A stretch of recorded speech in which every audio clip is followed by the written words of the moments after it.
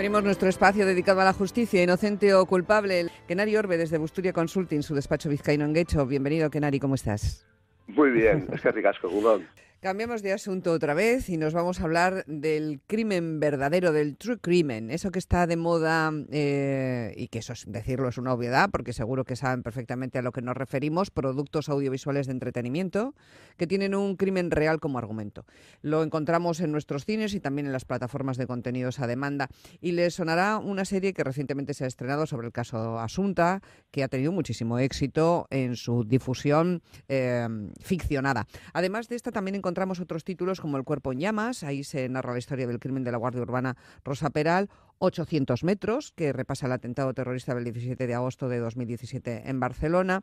Proliferan los podcasts también con esta temática y los canales de YouTube donde se aborda el género. Pero estamos hablando de una ficción que se basa en hechos reales y que afecta, por lo tanto, también a personas reales. ¿Qué problemas legales, Kenari, plantea hacer una serie, un podcast, una película con esta temática? Claro, los problemas pueden ser importantes, pero además parten de una base o de una situación de indefinición. ¿Por qué? Porque no hay ninguna ley específica que regule esta cuestión, que regule este tipo de programas, bien ficcionados, bien documentales, etcétera. Y lo que existe es una ley del año 82, que es la de derecho al honor, a la intimidad y a la propia imagen, que no se ha modificado y que actualmente, pues deviene totalmente obsoleta. No solo por estas cuestiones, sino por las actuaciones, por ejemplo, de influencers menores de edad que se graban en TikTok, que graban determinadas cosas que pueden parecer ilegales, en la que intervienen terceras personas, etcétera. Hay un vacío legal muy importante. Uh-huh. Sí es verdad que hay una regulación de finales del siglo pasado que se hizo precisamente por una situación parecida a este tipo de programas que ahora tienen un repunte, pero que llevan muchos años conviviendo entre nosotros, probablemente porque generan interés, que es un cambio en la Ley de Contenidos Audiovisuales. La ley, para que nos demos cuenta de por qué se hizo, se llama coloquialmente como Ley Alcácer. Vale, y entonces no lo tenemos claro. El cambio en la Ley de Contenidos Audiovisuales es lo que rige, digamos, la puesta en práctica o el comienzo de hacer una serie, porque claro, estas series tienen implicaciones legales. Hemos escuchado a algunas personas que están directamente aludidas por este tipo de contenidos ficticios basados en casos reales, es decir, nos hace revivir una situación que queremos olvidar, nos sentimos heridos cuando vemos estas cosas, no nos piden permiso. ¿De qué manera los despachos legales tienen que asesorar a sus clientes para que no choque estas realidades tan diferentes, ¿no? La de la ficción basada en hechos reales y las personas afectadas? Claro, hay un asesoramiento, sobre todo no por la cuestión legal, sino jurisprudencial, lo que van creando a través de las sentencias o lo que se dice que sí se puede hacer y qué no se puede hacer. Claro, al final la ley de contenidos audiovisuales lo que dice es que no se pueden hacer cosas como se hicieron en su momento, que pueden dar lugar a entrevistas falsas, por ejemplo, o llegar a un nivel que va mucho más allá del derecho a la información o incluso del derecho de opinión o libertad de expresión. Pero sí es cierto que la jurisprudencia defiende mucho tanto el derecho a la información como la libertad de expresión, siempre y cuando tengan una unión con ese derecho a la intimidad. Claro, hay una serie de líneas rojas. Entre ellas está, por ejemplo, que solo se puede dar pábulo a lo que se haya podido acreditar, bien periodísticamente o bien a través de una sentencia. Si se quieren hacer elucubraciones, si se quiere hablar de otro tipo de cosas, se puede hacer siempre y cuando se explique claramente que eso no está acreditado o no está demostrado. Y con un riesgo muy, muy importante, que es que alguien acuda a esa ley del derecho al honor del año 82 Sí. y que indique que entiende que su postura está siendo vulnerada. ¿Por qué? Porque se le achaca un delito que no ha sido acreditado, porque se le achaca incluso una relación sentimental o sexual con una persona con la que no la ha tenido, o si la ha tenido tampoco es relevante de cara al procedimiento. Luego también se intenta determinar que haya un interés general, por eso el derecho a la información.